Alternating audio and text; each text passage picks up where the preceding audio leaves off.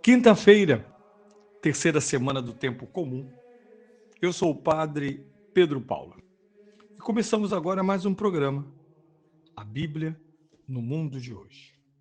Bem, nessa quinta-feira, alargamos os nossos horizontes de leitura, de interpretação, de meditação, de conhecimento, para integrarmos-nos na contínua e crescente tradição da Igreja.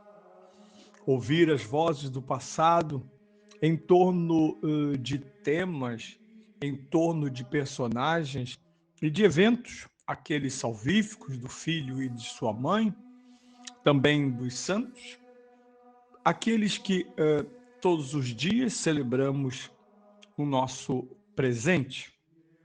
Por isso é tão bom poder ouvir homilias, isto é, compreensões desses dias, dessas datas, milênios depois. Que instituição tem este poder? Nossa República é de 1889. Enfim, a Revolução Francesa tem quase 300 anos. Uma instituição viva, com 2.000 anos. Procurem, por favor. Em constante renovação e, ao mesmo tempo, fiel a si mesma. Às vezes eu ouço muitos gritos, a igreja tem que mudar. Mas a igreja muda sempre. Mas é uma mudança baseada no princípio tão bem expresso por Aristóteles, na unidade entre o eu, o ser, e os seus acidentes. Seus acidentes. No caso da igreja é mais profundo do que acidentes, porque o Espírito Santo renova a igreja, inclusive através dos erros dos seus membros humanos, das vicissitudes, das perseguições, das lutas, das dificuldades. Lá está o Espírito Santo renovando a igreja, além de dar à igreja permanentemente inteligência da Escritura, do mistério de Deus, da sua própria tradição. Por isso é um orgulho ser católico, é um orgulho humilde, mas intenso, ter acesso e ser destinatário de tradição tão longa. Bem, celebramos na terça-feira a conversão de São Paulo. Como estávamos imersos e permanecemos na segunda e terça e até quarta-feira, imersos na liturgia do terceiro domingo, hoje, quinta-feira, abre espaço para ouvirmos um santo muito importante do quarto século antes de Cristo, século decisivo, pois é neste século que a igreja sai das catacumbas e ganha um panorama imenso, muito maior do que ela imaginava, e estivesse preparada. Mas o Espírito Santo está sempre alerta, não dorme nem dormita, está lá, presente. E ele, então, garantiu-nos os homens corretos, as estruturas corretas e adequadas para enfrentarmos estes momentos. Trata-se do bispo São João Crisóstomo, palavra grega que significa aquele que tinha boca de ouro, assim como no Brasil nós temos Gregório de Matos, a boca do diabo, na igreja temos a boca de ouro, porque era um orador de primeira qualidade. Além de, a melhor oratória é a dos santos, porque eles, na verdade, são tradutores do que dizem. Mas ouçamos o que diz São João para o dia 25 de janeiro. Por amor de Cristo, Paulo tudo suportou. O que é o homem? Quão grande é a dignidade da nossa natureza e de quanta virtude é capaz a criatura humana? Paulo demonstrou mais do que qualquer outro. Cada dia ele subia mais alto e se tornava mais ardente. Cada dia lutava com energia sempre nova contra os perigos que o ameaçavam. E o que depreendemos de suas próprias palavras. Esquecendo o que fica para trás, eu me lanço para frente.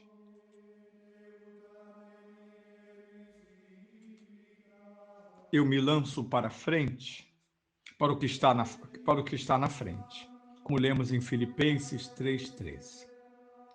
Percebendo a morte iminente, convidava os outros a comungarem da sua alegria, dizendo: alegrai-vos e congratulai-vos comigo. Está em Filipenses 2,18.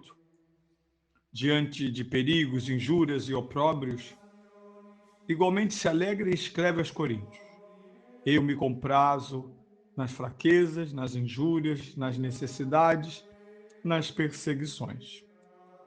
Está na segunda carta aos Coríntios, capítulo 12, versículo 10. Porque sendo estas, conforme declarava, as armas da justiça, mostrava que delas lhe vinha um grande proveito.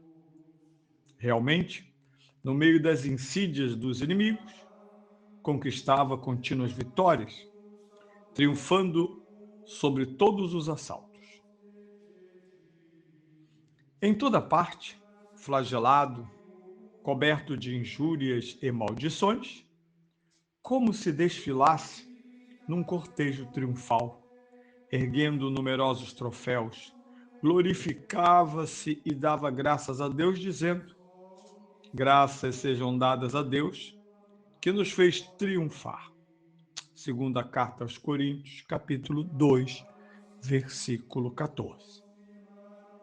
Por isso, corria ao encontro das humilhações e das ofensas que suportava por causa da pregação. Com mais entusiasmo do que nós, quando nos apressamos para alcançar o prazer das honrarias, aspirava mais pela morte do que nós pela vida. Ansiava mais pela pobreza do que nós pelas riquezas. E desejava muito mais o trabalho sem descanso do que nós o descanso depois do trabalho.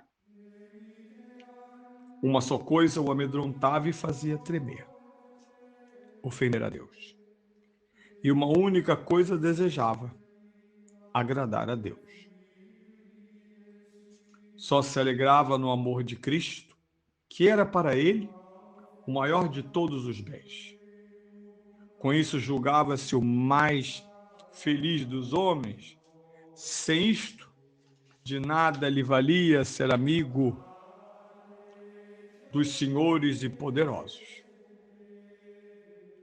Com este amor, preferia ser o último de todos, isto é, ser contado entre os réprobos, do que encontrar-se no meio de homens famosos pela consideração e pela honra, mas privados do amor de Cristo.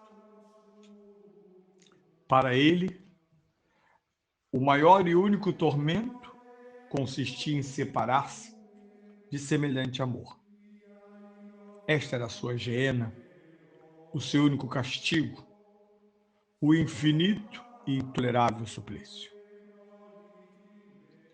Em compensação, gozar do amor de Cristo era para ele a vida, o mundo, o anjo, o presente, o futuro, o reino, a promessa, enfim, todos os bens. Afora isto, nada tinha por triste ou alegre.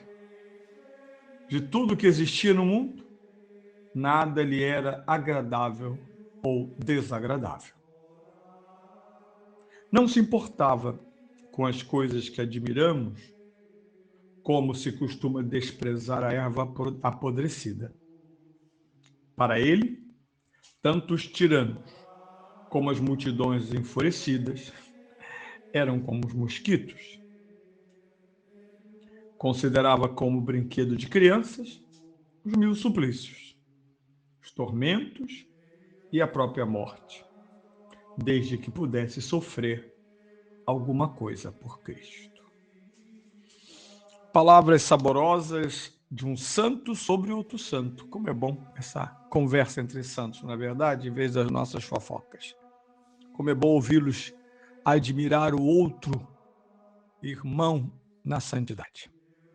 Bem, antes de concluir esse programa, eu incito os meus ouvintes a nos acompanhar nas nossas redes sociais, no Instagram, padre.pedropaulo, no Facebook, Pedro Paulo, e no YouTube, O Verbo e o Mundo de Hoje, ou simplesmente procure no YouTube Padre Pedro Paulo. Assim, continuamos juntos, não só na radiofonia, mas também nos vídeos, nas postagens, nos cursos que estamos organizando e fazendo.